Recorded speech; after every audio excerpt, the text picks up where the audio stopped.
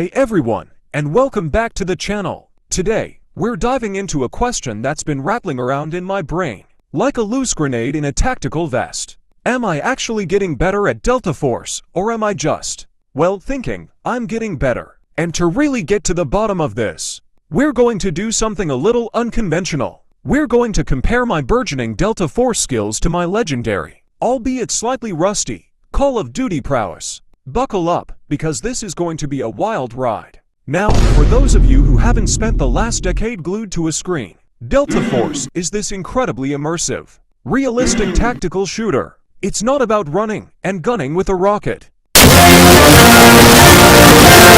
Patience, precision, and a whole lot of communication. Call of Duty, on the other hand, is, it's Call of Duty. It's the adrenaline-fueled, fast-paced, sometimes chaotic ballet of respawning and kill streaks. And somewhere in between these two worlds, I'm trying to find my footing. Let's start with the basics, movement. In Call of Duty, I'm a blur. I slide, I jump, I bunny hop like a caffeinated rabbit on a sugar rush. My muscle memory is so ingrained that I can probably navigate the maps blindfolded, tripping over virtual furniture, and still somehow land a headshot. In Delta Force, however, my movement is deliberate. It's more of a cautious shuffle, a slow, calculated creep. I find myself instinctively wanting to sprint around corners, only to remember that in Delta Force, that's basically a neon sign screaming, "Here I am, shoot me." So, while my COD character is doing parkour across rooftops, my Delta Force operator is meticulously peeking around every single doorframe, checking every shadow, and probably giving himself a mild case of whiplash from all the head swiveling. Is this improvement? Or am I just becoming a very slow, very paranoid person? The jury's still out. Then there's aiming.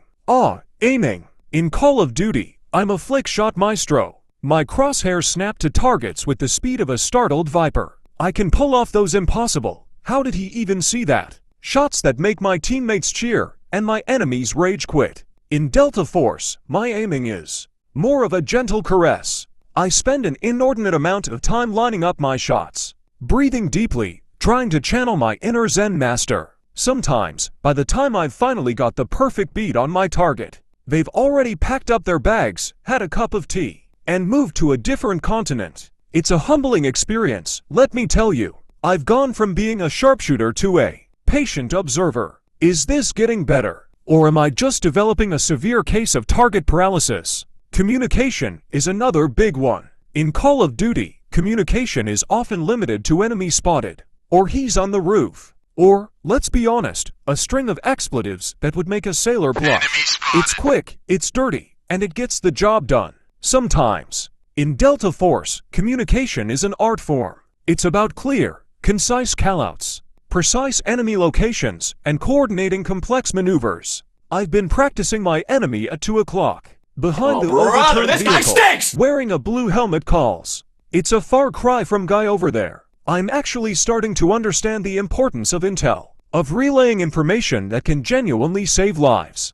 Virtual lives, of course. So, yes, I think my communication skills are definitely improving. I'm less of a shouting banshee and more of a tactical whisperer.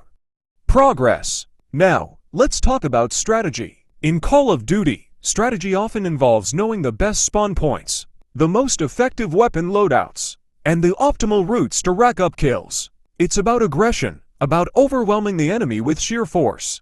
In Delta Force, strategy is everything. It's about planning, about reconnaissance, about understanding the enemy's likely movements and setting up ambushes. I've gone from charge to wait. Let's think about this for a second. I'm actually starting to appreciate the beauty of a well-executed flanking maneuver, the satisfaction of a silent takedown, the sheer brilliance of not getting shot in the face within the first 30 seconds of a match. This is a massive shift for me. I used to be the guy who would rush into a building like a bull in a china shop. Now, I'm the guy who's meticulously clearing every room, checking every closet, and probably giving the virtual dust bunnies a stern talking to. The mental game is also a huge factor. In Call of Duty, I can get frustrated. I can get angry. I can throw my controller across the room hypothetically, of course. It's all part of the fun, right? In Delta Force, frustration is a luxury I can't afford. One wrong move, one moment of panic, and it's game over. I've had to learn to stay calm under pressure, to think clearly even when bullets are whizzing past my virtual ears.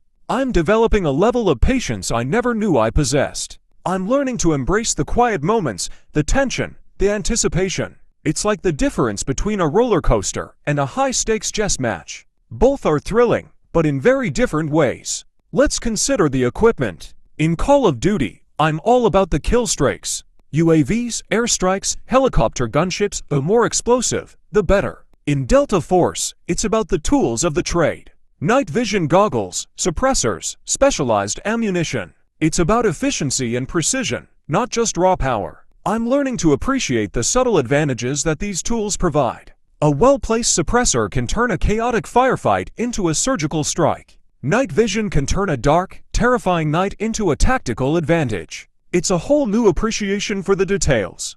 And then there's the concept of dying. In Call of Duty, dying is a minor inconvenience. You respawn, you get back in the action, you forget about it in about 5 seconds. In Delta Force, dying is significant. It means the mission failed. It means your teammates are in trouble. It means you let the team down. This has instilled in me a profound sense of responsibility. I'm not just playing for myself anymore. I'm playing for the success of the entire squad. This shift in perspective is, I think, the biggest indicator that I'm actually improving. I'm not just chasing kills. I'm chasing objectives. I'm supporting my teammates. I'm contributing to a larger goal. So, am I getting better at Delta Force? When I compare my current self to my Call of Duty days, the answer is a resounding maybe. I'm definitely not as flashy. I'm not as quick to react in the same way. But I am more deliberate, more strategic. And I have a much deeper appreciation for the nuances of tactical gameplay. I'm learning to be patient, to communicate effectively, and to think before I act. These are skills that transcend the virtual battlefield.